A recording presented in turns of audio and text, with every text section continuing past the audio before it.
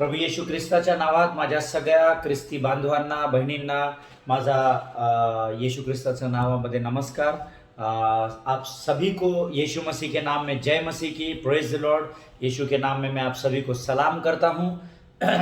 कुछ हमारे भाई बहन हैं जो मराठी बाइबल का अध्ययन करते हैं और उन्होंने मुझसे कहा कि पास्टर आप लगातार हिंदी और अंग्रेजी में ही अनुवाद करते हैं, तो बीच बीच में आप कभी थोड़ा सा मराठी भी बोल लिया कीजिए। आई एम सो सॉरी, आज थोड़ा मेरा गला खराब है। सवेरे से मैं काफ़ी व्यस्त था, अपने कुछ सभाएं चल रही थी जूम मीटिंग में, उसमें मैं व्यस्त था, तो लगातार बोल रहा हूँ, प्रचार कर रहा हूँ, इसलिए थोड़ा सा गला आज मेरा खराब है। But please bear with me, मुझे सहन कीजिए।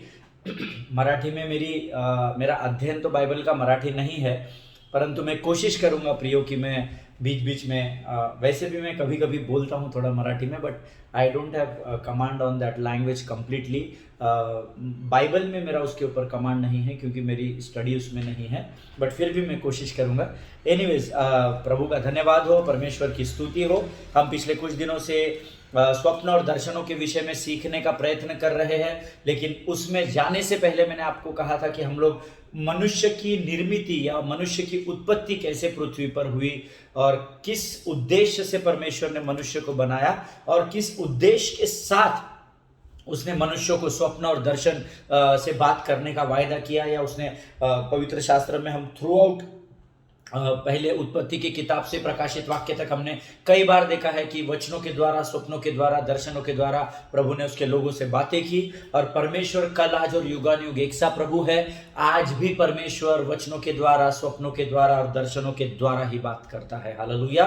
लेकिन जैसा मैंने आपको बताया कि उसकी गहराई में प्रभु हमको ले जाने से पहले परमेश्वर ने कहा कि मैं तुझे पहले नींव बताऊंगा मनुष्य की निर्मिति की, पुरुष और स्त्री के विषय में, ताकि तुझे आगे उस गहराई में जाना मैं तेरे लिए आसान कर दूंगा। हालेलुया।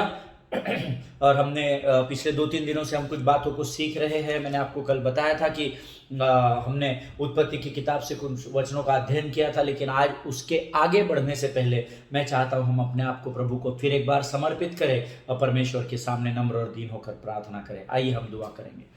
खुदावंत प्रभु यीशु नासरी के नाम से सुंदर और पवित्र समय के लिए हम तुझे धन्यवाद देते हैं। राजा, तू महान और जीवित परमेश्वर है, तेरी महिमा सदा काल की है, इसलिए तेरी स्तुति और प्रशंसा करते हैं। इस सुंदर समय के लिए हम तुझे धन्यवाद देते हैं। अपने शरीर, प्राण, आत्मा और बुद्धि को तुझे समर्पित करते हैं। राजा प्रभु, तेरे तरफ से आने वाले वचनों के लिए हम तुझे धन्यवाद देते हैं। तूने हमारे लिए प्रभु जी यह समय तैयार किया, यह वचनों की सेवकाई को तैयार किया, ताकि प्रभु हम तेरे द्वारा सीख सके और तुझसे बातें कर सके और तेरी सुन सके। राजा, हर एक बरगलाने वाली आत्मा को, हमारे मन को भटकाने वाली हर एक लोमड़ी को यीशु नासरी के नाम से हम नरक लोक के अग्निकुंड में ढकेलते हैं। परमेश्वर पिता, प्रभु जी, हम उन तमाम लोगों को तेरे हाथों में सौंपते हैं जो इन वचनों को सुन रहे हैं या देख रहे हैं। उनके ऊपर अपनी कृपा और अनुग्रह को तुम दे। राजा, आने वाले समय को तेरे हाथों में सौंपते हैं। प्रार्थना को स्वीकार किया, ऐसा विश्वास करते हैं और इस विनती को धन्यवाद के साथ यीशु नासरी के मीठे और पवित्र नाम में मांगते हैं। पिता, सुन और बड़ी दया से ग्रहण कर। आमीन। हालेलुया। सो प्रियो, कल हमने उत्पत्ति की किताब उसका दूसरा अध्याय उसके 7वें वचन के बारे में हमने कल अध्ययन किया था। मैं चाहता हूं हम फिर एक बार उन वचनों को पढ़े। मेरा विश्वास है पवित्र शास्त्र आप लेकर बैठते हैं, आपके पेन पेंसिल नोटबुक्स आपके पास है, ताकि आप इन वचनों को लिख सके। जो बातें प्रभु आपको वचन के समय बताता है उसको आप लिख सके, और जब कभी भी आप उस पर अध्ययन करें तो उसके द्वारा परमेश्वर आपको नई प्रकाशनों को दे सके। आमीन। So the book of Genesis chapter 2 and verse 7, उत्पत्ति की किताब उसका दूसरा अध्याय उसका 7वां वचन हम पढ़ेंगे। तब यहोवा परमेश्वर ने आदम को भूमि की मिट्टी से रचा और उसके नथनों में जीवन का श्वास फूंक दिया और आदम जीवित प्राणी बन गया। प्रियो, जब मैं इस वचन के ऊपर मनन कर रहा था तो प्रभु ने मुझे कुछ अद्भुत बातें बताई थी, जो मैंने कल आपको बताया कि इब्री भाषा के अनुसार मनुष्य जो ये शब्द है उसको 2 तरीके से मनुष्य को परमेश्वर ने बनाया है। उसके पहले के अध्याय में हमने देखा कि ह्यूमन का मतलब क्या होता है, ह्यूमस एंड मैन, इसको कैसा उस परमेश्वर ने ह्यूमन बनाकर तैयार किया। लेकिन जब उसने इब्री भाषा के अनुसार मनुष्य या मानव जाति के निर्मिति के लिए 2 अलग अलग शब्दों का परमेश्वर ने इस्तेमाल किया है। बहुत बार हमने पवित्र शास्त्र में पढ़ा होगा, इंग्लिश में बहुत अच्छे तरीके से उसको विस्तृत जानकारी के साथ लिखा गया है, God created man and God made man. इसके विषय में हमने कल देखा। क्रिएट का अर्थ होता है हिब्रू भाषा के अनुसार शून्य में से किसी बात को तैयार करना, अर्थात उसको इब्री भाषा में बारह करके वर्ड दिया गया है, BARA, बारह ऐसा उसको बोलते हैं। उसमें एच साइलेंट है, एच लिखा नहीं गया है, बट जब हम उसको प्रोनाउंस करते हैं उसको बारह बोलते हैं, जिसका अर्थ होता है शून्य में से किसी बात को निकालकर तैयार करना।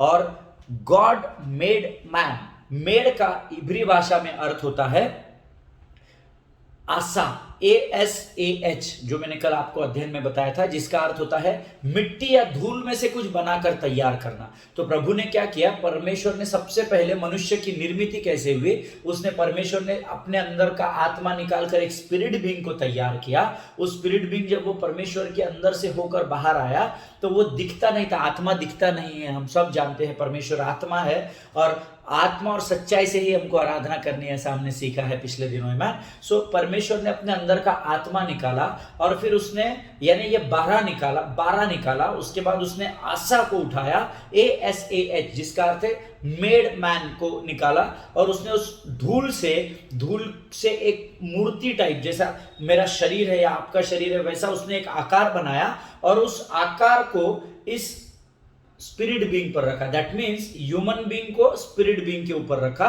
और फिर इन दोनों को जब मिलाया तो ये एक मुर्दे के नहीं पड़ा हुआ था, और तब परमेश्वर ने रूहा को उस मनुष्य के जीवन में फूंक कर तब ये वचन बना। और वचन कहता है उसके नथनों में जीवन का श्वास फूंक दिया, अर्थात स्पिरिट बीइंग और डस्ट से जो बना है मनुष्य, उन दोनों को एकत्रित किया, और इन दोनों के अंदर जब किया तब ये आदम जीवित हो उठा। हालेलुया। वचन कहता है फूकने के बाद आदम जीवित प्राणी बन गया। आमीन। इसके विषय में हम कल हमने देखा था प्रियो, और इसीलिए ऐसा कहते हैं the absent from the body is to be present with the Lord. That is what the word of God says. परमेश्वर का वचन कहता है जब हम इस पृथ्वी पर अपने प्राणों को त्याग देते हैं, या जब हमारी मृत्यु हो जाती है, तो यहां हमारा क्या होता है ना, शरीर तो मिट्टी में चला जाता है और आत्मा के पास। इसीलिए मैं आपको लगातार बताता हूं कि हर समय प्रभु को धन्यवाद दो। उसके पीछे कारण यह है कि ना तो शरीर हमारा है ना तो आत्मा हमारी है। आमीन। बिकॉज हमने देखा God created man, create means 12, अर्थात परमेश्वर का आत्मा, और गॉड मेड मैन, मेड का अर्थ मैंने आपको बताया आशा, ASAH, अर्थात मिट्टी से निकालकर उसने तैयार किया और इसमें अपने प्राणों को फूका। तो जब हमारे अंदर से प्राण निकल जाता है तो जो आत्मा था वो आत्मा परमेश्वर के पास चला जाता है, क्योंकि ये उसकी आत्मा है, और जो आशा था, जो मेड मैन था, वो वापस मिट्टी में चला जाता है, क्योंकि वो मिट्टी से तैयार किया गया है। हालेलुया। इसीलिए प्रियो हमारा इस पृथ्वी पर कुछ भी नहीं है। अपना ध्यान पूरी रीति से उस पर्वत पर केंद्रित कीजिए और परख कर देखिए कि यहोवा कैसा भला परमेश्वर है। हालेलुया। आइए इस समय हम आगे के वचन में आज जाएंगे। मैं चाहता हूं हम लोग इस समय उत्पत्ति की किताब उसका 2 अध्याय उसका 8वां वचन पढ़ेंगे, और बड़े ध्यान से हम सब लोग पढ़ेंगे। वचन कहता है और यहोवा परमेश्वर ने पूर्व की ओर अदन में एक वाटिका लगाई और वहां आदम को जिसे उसने रचा था रख दिया। अब मैं चाहता हूं आप लोग एक वचन अंडरलाइन करें और से आगे अंडरलाइन करें, और वहां आदम को जिसे उसने रचा था रख दिया। इस लाइन को आप पूरा अंडरलाइन कीजिए ताकि मैं आगे जब आपको बताऊं तो आपको ये बात स्मरण रहे। आमीन। अगर आप इस वचन को ध्यान से पढ़ेंगे ना प्रियो, तो आपको एक बात ध्यान में आ गई जो मुझे आई, ये मेरा अध्ययन है, शायद प्रभु आपको कोई और प्रकाशन दे। फिर एक बार मैं वो वचन पढ़ता हूं आपके लिए। The book of Genesis chapter 2 and verse 8, उत्पत्ति की किताब उसका 2 अध्याय उसका 8वां वचन। और यहोवा परमेश्वर ने पूर्व की ओर अदन की एक वाटिका लगाई और वहां, अर्थात अदन की वाटिका में आदम को जिसे परमेश्वर ने रचा था रख दिया। आमीन। नाउ नोट इट डाउन, आप आपके नोटबुक्स में लिख लीजिए। Here God did not allow male to find the garden. Amen. Again I am saying God did not allow male, अर्थात परमेश्वर ने मनुष्य को या पुरुष को यह आज्ञा नहीं दी कि वो अदन की वाटिका को पृथ्वी पर सींचे, बनाए या ढूंढे। हालेलुया। इस बात को आप ध्यान में रखिए। परमेश्वर ने पहले पृथ्वी का निर्माण किया, पृथ्वी के निर्माण के बाद परमेश्वर ने पूरी पृथ्वी को तैयार किया, उसके बाद उसने अदन की वाटिका बनाई, उसमें सारी जरूरत की चीजों को तैयार किया और सबसे अंत में उसने मनुष्य अर्थात मेल को, मानव जाति में पुरुष को बनाया और उस अदन की वाटिका पर अधिकार दिया। आमीन, हालेलुया। इसका अर्थ है प्रियो कि परमेश्वर की इच्छा आपके और मेरे जीवन में ये थी, उसका उद्देश्य आपके और मेरे जीवन में यह था कि हम इस पृथ्वी के ऊपर राज्य करें। हालेलुया। मैंने आपको कल बताया था, परमेश्वर ने मनुष्य को इसलिए नहीं बनाया कि वो दूसरे मनुष्य पर या अपनी पत्नी पर या कमजोर लोगों पर अधिकार जताए, परंतु परमेश्वर ने मनुष्य को इसलिए तैयार किया कि वो सब के सब मिलकर इस पृथ्वी पर राज्य करे। हालेलुया। प्रियो, जब मैंने इस वचन को ध्यान से पढ़ा और जब प्रभु ने मुझे ये बात बताई, मैं पूरी रीति से कन्विंस था, मैं पूरी रीति से इस बात को परमेश्वर से एक्सेप्ट किया कि यस लॉर्ड, मुझे मेरे जीवन का उद्देश्य समझ में आ गया है। हालेलुया। पहले परमेश्वर ने उस बागीचे को तैयार किया, उस बागीचे में पुरुष को लगने वाली उस सारी बातों का प्रयोजन किया जिसकी आदम को जरूरत रहेगी, और सबसे अंत में उसने आदम को वहां पर लेकर गया। आमीन। फिर से एक बार जो वचन अंडरलाइन हमने किया है उसको मैं पढ़ना चाहता हूं। और वहां आदम को जिसे उसने रचा था रख दिया, अर्थात परमेश्वर ने आदम को बनाया, प्राणों को फूका, पृथ्वी पर लाया। उसके बाद ये नहीं बोला कि जा आदम, ये सारी पृथ्वी तेरी है, तू जहां चाहता है वहां देख अदन की वाटिका कहाँ है और उसको उसमें तेरा डेरा बसा ले। ऐसा नहीं लिखा है। परमेश्वर ने पुरुष को अर्थात मानव को या मनुष्य को इस बात की आज्ञा नहीं दी कि वो आदम के बगीचे को ढूंढ सके। परमेश्वर का वचन कहता है उसने आदम के लिए अदन की वाटिका बनाई और उसमें जाकर उसको रख दिया। इंग्लिश में बहुत सुंदर लिखा है, मैं आपके लिए पढ़ूंगा। Book of Genesis chapter 2 and verse 8 says, "And the Lord God planted a garden in Eden in the east, and there he put the man whom he had formed." And there he put the man, उसने आदम को वहां रख दिया। आदम अपने बल, अपने सामर्थ, अपने ताकत से उस अदन की वाटिका में नहीं गया था। Hallelujah. And this is what the purpose of God for the Mankind. Hallelujah. और यही उद्देश्य परमेश्वर का मेरे और आपके जीवन में है कि परमेश्वर हमको जहां कहीं भी रखता है वहां हमें बड़े ईमानदारी के साथ कार्य करना है। हालेलुया। जिनके कान हो वो सुन ले। इस अध्ययन को, इस वचनों का अध्ययन आगे मैं जो आपके लिए वचन पढ़ूंगा उसको अध्ययन करने के बाद मैं एक नतीजे पर पहुंचा। परमेश्वर का पुरुष या स्त्री को पृथ्वी पर भेजने का उद्देश्य या मकसद क्या है। जब जो वचन मैं भी आपके लिए पढ़ने जाने वाला हूं उसको पढ़ने के बाद प्रभु की आत्मा ने मुझे बताया कि अभी this is what I am expecting, और else this is what is the purpose of your life for my kingdom, in fact for God's kingdom. Hallelujah. जो वचन अभी मैं आपके लिए पढ़ूंगा उन वचनों को जब मैं अध्ययन करता चला गया तब प्रभु की आत्मा ने मुझे बताया, now there you are on the right place. अब ये स्थान है अभी जहां तू सही सटीक जगह पहुंचा है, जो तुझे मैं बताता हूं, और पवित्र आत्मा की अगुवाई में तू अपने लोगों को बता कि उनके जीवन में मेरा उद्देश्य और what is my purpose in believers life, कि मेरा धर्मी के जीवन में उद्देश्य क्या है। Hallelujah. After meditating this powerful verses I came to know that what is the purpose of God in our lives. और वो वचन है उत्पत्ति की किताब, उसका 2 अध्याय, उसके 15, 16, 17। The book of Genesis chapter 2 versus 15, 16 and 17। आमीन। हम सब मिलकर पढ़ेंगे। Let us look into the word of God.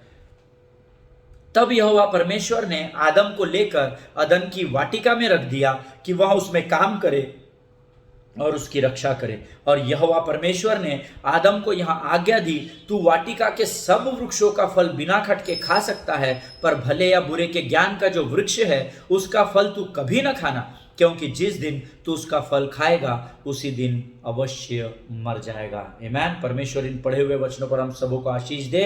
अब प्रियो, बड़े ध्यान से सुनिएगा, because now I am very much sure that God, the Spirit of the Lord, is going to speak to each one of you who will give their spiritual ears and spiritual eyes towards this message. आज परमेश्वर इन वचनों के द्वारा आपके आत्मा से बात करेगा।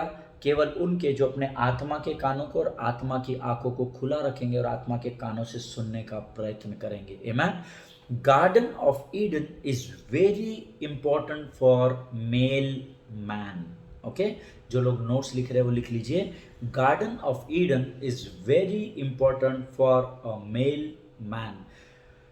अदन की वाटिका मनुष्य के जीवन में अर्थात पुरुष के जीवन में एक बहुत महत्वपूर्ण बात है। इससे हमें I can preach to you on this subject for next 2 hours continuously. मैं सिर्फ गार्डन ऑफ ईडन में आप गार्डन ऑफ ईडन इस संदेश के ऊपर आपके साथ लगातार more than 2 hours I can speak to you on the same subject, लेकिन वो हमारा विषय नहीं है। लेकिन मैं चाहता हूं कि आप बड़े ध्यान से इसको सुनेगा। जो वचन हमने पढ़े हैं, उत्पत्ति की किताब 2 अध्याय 15, 16, 17 वचन। I am here today to tell you that this verses clearly states about the purpose of God in male man's life. Amen. अदन की वाटिका के जो विषय में यहाँ लिखा है, उत्पत्ति की किताब 2 अध्याय 15, 16, 17 वचन, ये पुरुष का, मानव जाति में पुरुष का पृथ्वी पर क्या कार्य है उसके उद्देश्य को बहुत सटीक तरीके से हमको बताता है। अब बहनें शायद सोच रही होंगी या मेरी माताएं शायद सोच रही होंगी कि ये बार बार पुरुष क्यों कह रहा है, स्त्री को भी तो प्रभु ने उतना ही आदर दिया है। आई रिस्पेक्ट योर थिंकिंग, मैं आपके सोच का आदर करता हूं, लेकिन यहां पर मैं बार बार पुरुष इसलिए बोल रहा हूं क्योंकि अब तक हव्वा की निर्मिति को यहोवा ने इस स्थान तक नहीं किया है। हालेलुया। यहाँ सिर्फ परमेश्वर और आदम की बात हो रही है और अदन की वाटिका की बात हो रही है। आमेन। आने वाले समयों में मैं आपको बताऊंगा कि क्यों मैं कह रहा हूं कि मैं मेल पुरुष के लिए, या मेल बोलने से मानव जाति में स्त्री और पुरुष है, उसमें से पुरुष के लिए ये 3 वचन बताते हैं कि परमेश्वर का एक धर्मी पुरुष के जीवन में क्या ध्येय है या क्या पर्पस है। आमेन। प्रियो, वचन कहता है परमेश्वर ने आदम को अदन की वाटिका में रखा। आमेन। आदम खुद के मन से नहीं गया, ढूंढते फिरते नहीं गया, मैं थक गया अभी ये गार्डन में बैठता हूं। लेकिन आज हम बहुत ध्यानपूर्वक इन बातों को सुनने वाले हैं। आमेन। उत्पत्ति की किताब 2 अध्याय का जो 15, 16 और 17 वचन हमने पढ़ा, जब मैंने उस वचन को पढ़ा तो परमेश्वर ने मेरी आंखें जो थी वो एक शब्द पर रुक गई, जो मैं चाहता हूं आप अंडरलाइन करें। 15 वचन की शुरुआत जो होती है ना, उसको आप अंडरलाइन करें, और वचन की शुरुआत होती है, तब यहोवा परमेश्वर ने आदम को लेकर अदन की वाटिका में रख दिया। अगर हिंदी में आप पढ़ेंगे, कुछ वर्जन्स जो बाइबल के उसमें लिखा है देन, है ना, देन गॉड, लॉर्ड गॉड, ऐसा लिखा हुआ। तो ये तब के ऊपर मेरी आंखें रुक गई और मैंने प्रभु से पूछा कब, है ना, परमेश्वर ने तो लिख दिया, तब यहोवा परमेश्वर ने आदम को लेकर अदन की वाटिका में रख दिया। तो मैंने प्रभु की आत्मा से पूछा, कब परमेश्वर तूने आदम को अदन की वाटिका में रख दिया? जब मैं इन वचनों का अध्ययन कर रहा था, तब परमेश्वर मुझे वापस पीछे लेकर गया, जिसका अध्ययन हमने पहले किया है। उत्पत्ति की किताब 2 अध्याय और 8वां वचन। यहोवा परमेश्वर ने पहले हमें पूर्व की ओर, मैंने प्रभु की आत्मा ने मुझे बताया, मैंने पहले पूर्व की ओर अदन की एक वाटिका लगाई और तब मैंने आदम को उसमें रख दिया। हालेलुया। अर्थात परमेश्वर ने पहले मनुष्य के, पुरुष के सारे बातों का प्रयोजन किया और उसके बाद पुरुष को वहां पर रखा, अर्थात मेल मैन को वहां ले जाकर रखा। हालेलुया। प्रियो, अगर आप ईडन इस शब्द का अर्थ जानने का प्रयत्न करेंगे, जब मैं इस पर क्योंकि मेरे शहर में एक होटल है ईडन गार्डन, है ना, उसका भी नाम ईडन गार्डन है, अदन की वाटिका। तो एक दिन जब मैं बाइबल पढ़ रहा था और ईडन के बारे में मैं अध्ययन कर रहा था, तो मैं उस होटल को देखने के लिए गया। खाना खाना तो बहाना था, पर मैं वहाँ पर देखने को गया कि ईडन गार्डन लिखा है तो किसी धर्मी व्यक्ति का है क्या, या किसी क्रिश्चियन ओनर का है क्या, और उसने क्या बनाया है, उसने बहुत सुंदर बनाया है इंटीरियर उसका। लेकिन जब मैं पवित्र शास्त्र के गार्डन ऑफ ईडन का अध्ययन करने बैठा तो मैं अवाक हो गया। मैं आश्चर्यचकित हो गया था प्रियो जब मैंने इसका अध्ययन शुरू किया। और मैं चाहता हूँ कि आज हम सबसे पहले ये देखेंगे कि ईडन गार्डन क्या है, अदन की वाटिका क्या है। जब जिनके पास पेन पेंसिल नोटबुक्स है ना, वो लिख लीजिए, ये वचन आपके जीवन के अंत तक आपके साथ बने रहेंगे। आमीन। ईडन इन हिब्रू मीन्स प्रेजेंस। ईडन के बहुत सारे मतलब है इब्री भाषा में, बट एक जो अध्ययन जब मैं कर रहा था इसका, तो ईडन इन हिब्रू लैंग्वेज मीन्स प्रेजेंस, उपस्थिति है ना। ईडन का अर्थ होता है अदन की वाटिका। तो वाटिका तो गार्डन है, सब जानते हैं, बट ईडन का मतलब होता है या अदन का मतलब होता है उपस्थिति। हिंदी में अदन का मतलब उपस्थिति आप लिख सकते हैं, या इंग्लिश में ईडन का मतलब आप प्रेजेंस लिख सकते हैं।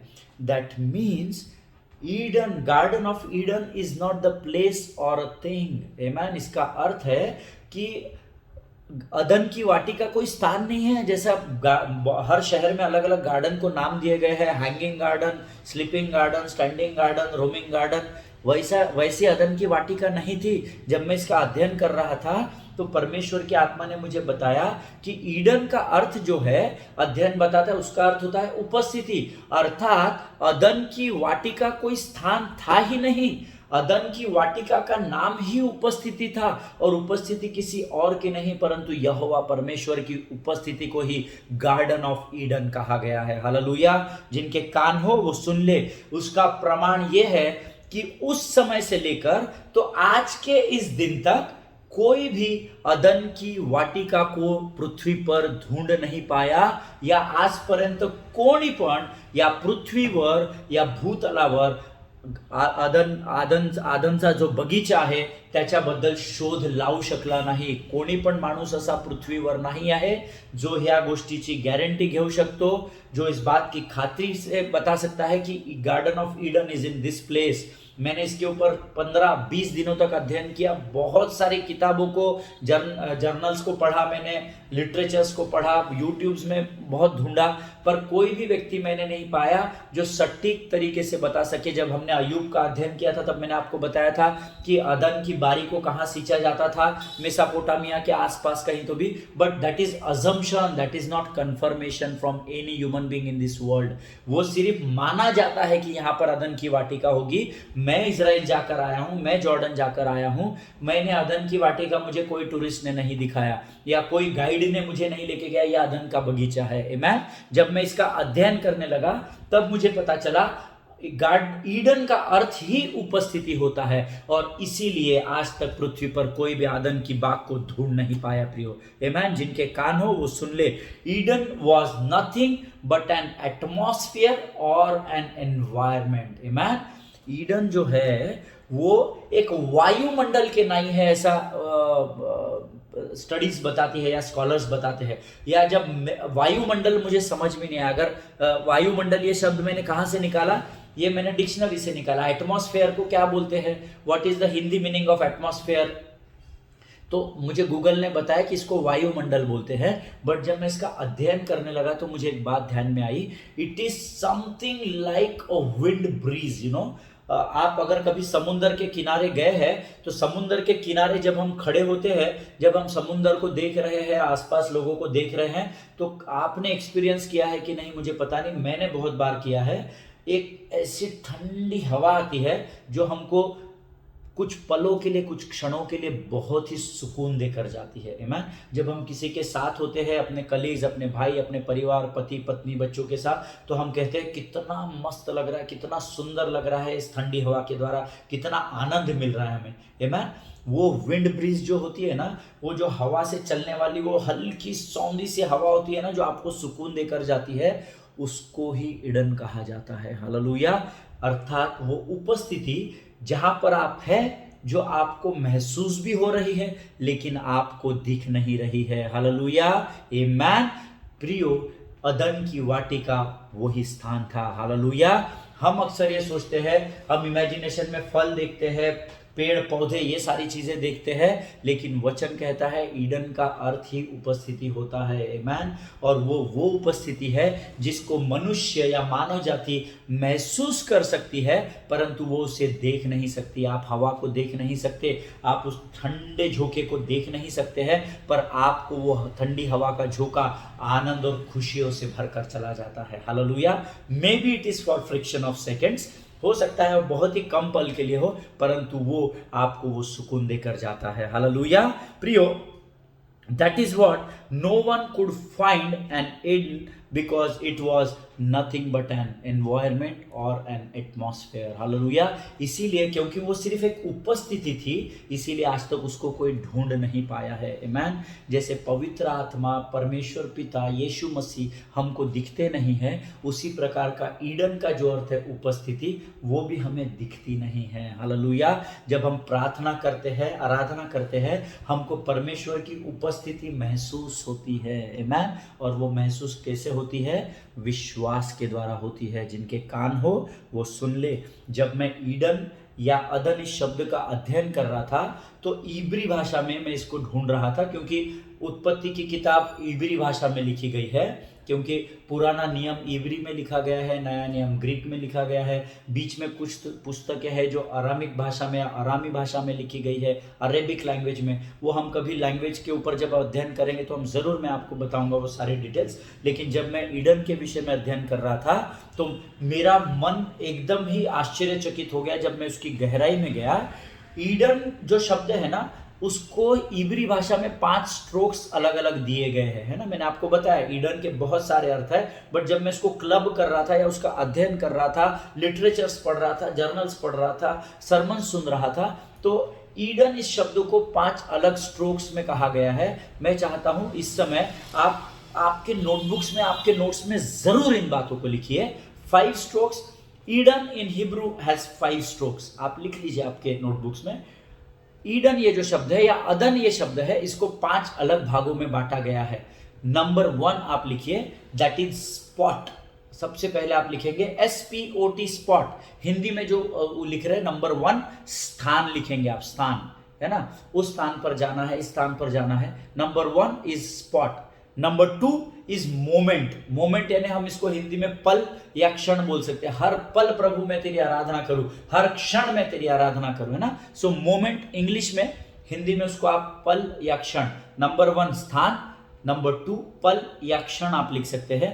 नंबर 3 प्रेजेंस, अर्थात उपस्थिति। जो हमने देखा ईडन का अर्थ होता है प्रेजेंस, अर्थात उपस्थिति। नंबर 4 ओपन डोर, हिंदी में खुला द्वार, हिंदी में आप लिखेंगे खुला द्वार। नंबर 5 डिलाइटफुल, जिसको आप लिख सकते हैं आनंदमय, आनंदमय। I am very joyful today, है ना। I am very dilated today, है ना, ऐसा हम बोलते हैं ना कई बार। तो 5वां लिखेंगे आनंदमय। अर्थात हिंदी में मैं पहले 5 शब्द आपको बताऊं, स्थान, क्षण या पल, उपस्थिति, खुला द्वार और आनंदमय। इंग्लिश में spot, moment, presence, open door, delightful. And when you put all this together, जब आप इन सारे शब्दों को एक करते हैं, तब ईडन का सही शब्द बाहर आता है या सही एक सेंटेंस बाहर आता है। That is, Eden is the spot on the earth where the presence of God was an open door to heaven and the delightful place. Hallelujah, amen. मैं फिर एक बार बताना चाहता हूं, जो लोग इंग्लिश में लिख रहे हैं वो बड़े अच्छे से लिख ले। Eden is the spot on the earth where the presence of God was an open door to heaven and the delightful place. Amen. Hindi में मेरे पास हिंदी में इसका ट्रांसलेशन नहीं है, बट मैं कोशिश करता हूं जो लोग हिंदी में अध्ययन कर रहे हैं उनके लिए। ईडन ये है, अदन जो है, ये वो स्थान था पृथ्वी पर का जहां पर परमेश्वर की उपस्थिति का द्वार खुला था। परमेश्वर उपस्थिति, अपनी उपस्थिति में आता और जाता था। माने पृथ्वी पर ईडन वो स्थान था जहां पर सीधा स्वर्ग से परमेश्वर की उपस्थिति आती थी और परमेश्वर का आनंद, परमेश्वर के स्वर्ग के आनंद के द्वारा वो स्थान हमेशा भरा हुआ रहता था। उसको एक्चुअली में ईडन कहा गया है। हालेलुया। मेरा विश्वास है जितना सरलता से मैं आपको समझा सकता था उतना सरलता से मैंने इसको समझाने का प्रयत्न किया कि ईडन का अर्थ क्या होता है। Hallelujah. Eden is nothing but the spot on the earth where the presence of God was an open door, एक खुला द्वार था परमेश्वर की उपस्थिति का।